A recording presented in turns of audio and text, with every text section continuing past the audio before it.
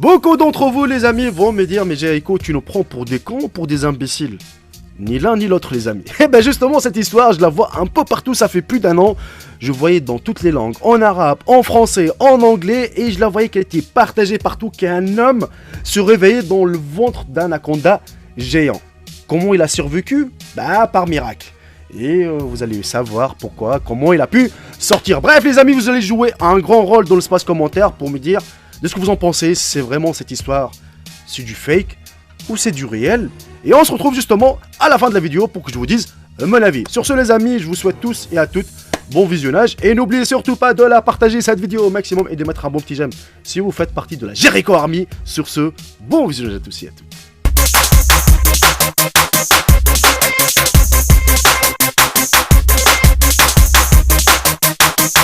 Au tout début, les amis, bien que je ne croyais pas tout à fait à l'histoire, la curiosité m'a amené à connaître toute l'histoire et à en juger par la suite. Donc je n'ai pas trouvé mieux que vous, mes abonnés, pour m'aider à porter le jugement jusqu'à l'authenticité de cette histoire. Soit c'est vrai, ou soit c'est du fake. Tout a commencé avec Richard Harris, un comptable qui a soudainement décidé d'aller en Amérique du Sud pour attraper le serpent anaconda. Et je ne sais pas ce qui s'est passé à l'époque pour penser qu'il est si facile d'attraper un monstre de 9 mètres. Cependant, Richard Harris, ou Dicky, comme les gens aiment l'appeler, a pris cette décision après avoir vu une publicité en ligne de New York Animal Society pour un prix de 50 000 $ pour ceux qui trouvent le serpent anaconda de 9 mètres de long. Et il a immédiatement fait ses valises et s'est envolé pour le Brésil. Notre héros, les amis, a fait une promenade en bateau sur un vieux bateau loué, rêvant des piles d'argent qu'il recevrait à son retour de voyage, jusqu'à ce qu'il s'éloigne de plus en plus de la terre dans le plus grand fleuve d'Amérique du Sud. Même le village le plus proche faisait 24 km. Pendant ce temps, durant son blasphème, il a eu une blessure à la main qui commençait à couler du sang. Il mit immédiatement sa main dans la rivière, mais il avait oublié complètement la sagesse de ne pas mettre sa plaie sanglante dans les eaux de l'Amazone, car elle attirerait les poissons prédateurs comme les piranhas en quelques secondes. Et à cause de l'odeur de sang, elle se souvint bientôt et il a senti que ses pouces se nourrissaient entre les mâchoires de l'un des poissons prédateurs. Il a été surpris lorsqu'il a saisi sa main et qu'il a vu que son doigt avait été coupé. Il est retourné à la plage en plein santé, mais il avait laissé son pouce dans la gueule d'un poisson prédateur. En fait, ce n'était pas vraiment un grand problème comparé à la situation dans laquelle s'est trouvé Dicky. L'anaconda qu'il cherchait n'était que 1,5 m dans ce délicieux repas. Bien sûr, le héros de notre histoire, les amis, ne pouvait pas penser au prix qu'il obtiendrait comme il le pensait. Mais il a commencé à penser à ce qu'il devrait faire. À ce moment-là, n'est pas venu seulement à la tête d'informations apprises à partir de l'un des sites aléatoires sur Internet qui doit rester au sol jusqu'à ce que le serpent vienne et commence à charger son corps en commençant par les pieds et il attaque avec un couteau. Dicky a trouvé cette information stupide sur l'un des sites de lutte contre les prédateurs, mais n'a pas remarqué que ce n'était pas une blague, car l'anaconda ne dévore pas sa proie de manière aussi naïve. Elle commence à enrouler sa queue autour de la proie, puis son corps est tendu jusqu'à ce que ses os soient brisés, puis elle appuie sur ses poumons et perd la capacité de respirer. Ensuite, vous la portez de la tête plutôt que du pied. Heureusement, il a trouvé un corps de cochon capybara, un énorme cochon d'Inde considéré comme l'un des mets les plus délicieux du serpent d'anaconda.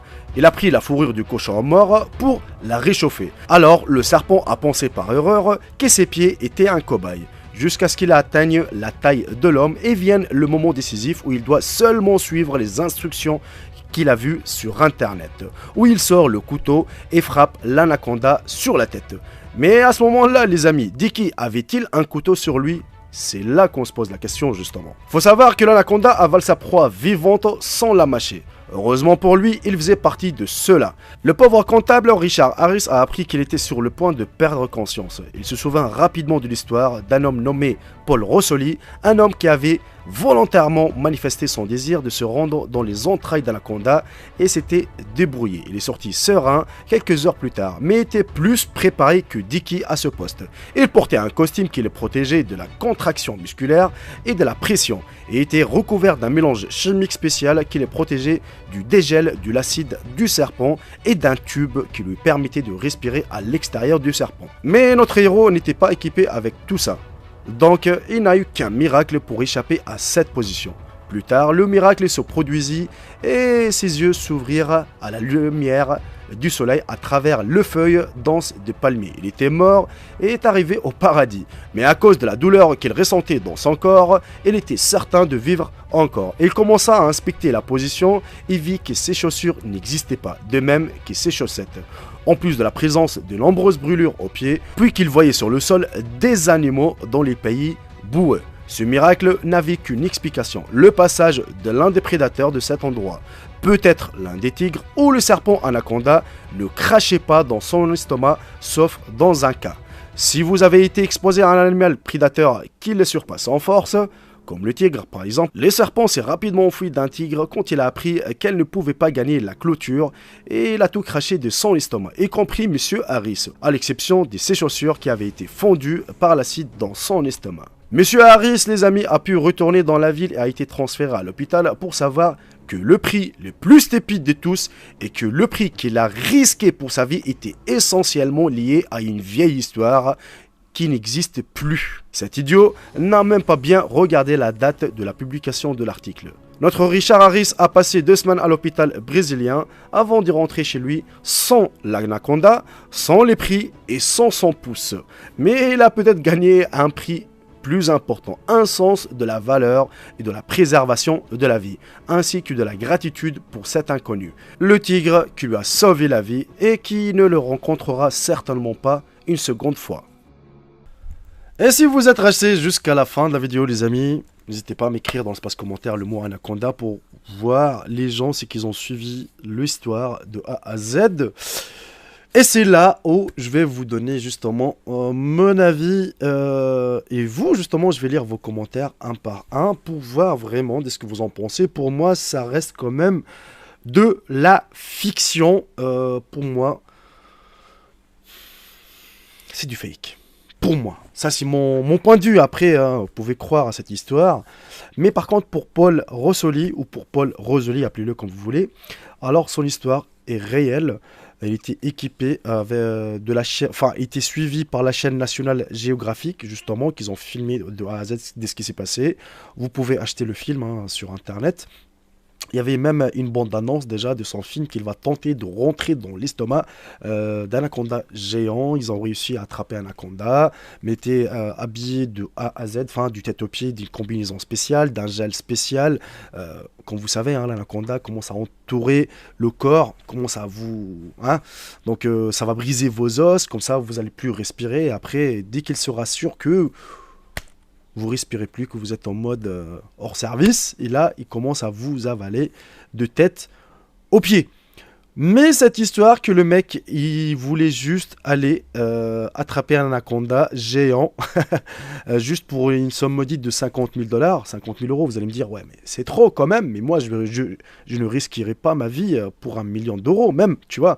Et en plus, il est parti, soi-disant, il est parti tout seul pour attraper l'anaconda de 9 mètres de long. Comme ça, il va le rattraper, il va le ramener. Et hop, allez-y, hop là, qu'est-ce qu'il y a? Eh ben, donnez-moi 50 000 $. C'est bon, je vous ai ramené un anaconda, tu vois. Vous croyez que les scientifiques et les chercheurs, ils peuvent pas attraper un anaconda? Vous croyez qu'ils peuvent faire une publicité? Ouais, c'est lui qui nous attrape un anaconda. Tiens, on lui donne 50 000 balles. Mais ils sont tous équipés, ils peuvent l'attraper, ils ont déjà attrapé pas mal d'anacondas, tu vois. C'est un animal, c'est un grand prédateur, certes, c'est un gros serpent, certes, mais tu vas pas risquer ta vie pour que... En plus, il est rentré à l'intérieur, et comme par hasard, et comme par miracle, un tigre qui est passé par là, qui lui a sauvé la vie, et comme si, genre, le tigre, il a attrapé le serpent, et le serpent l'a recraché, Monsieur Harris Richard, comme ça, il est sorti par miracle, il se retrouvait, voilà, vivant, sauf ses chaussures, et ses chaussettes qui étaient avalées par le serpent. Et bien évidemment son pouce qui était avalé par un de ces prédateurs de poissons qu'on les appelle les piranhas. J'ai du mal à croire. Franchement, l'histoire, elle était un peu...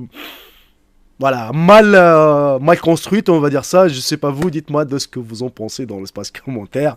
Car vraiment des histoires pareilles, on en trouve beaucoup, mais soit du réel ou soit du fake. Le problème c'est ça, qu'on ne trouve pas vraiment sur internet des vérifications. Après, on peut trouver des histoires, t'as des gens qui partagent, qui commentent, qui like, oh my god, c'est incroyable, c'est blabli, c'est blabla, mais tu trouves pas genre l'authenticité de cette histoire, tu vois. Il n'y a pas de suivi après, tu vois.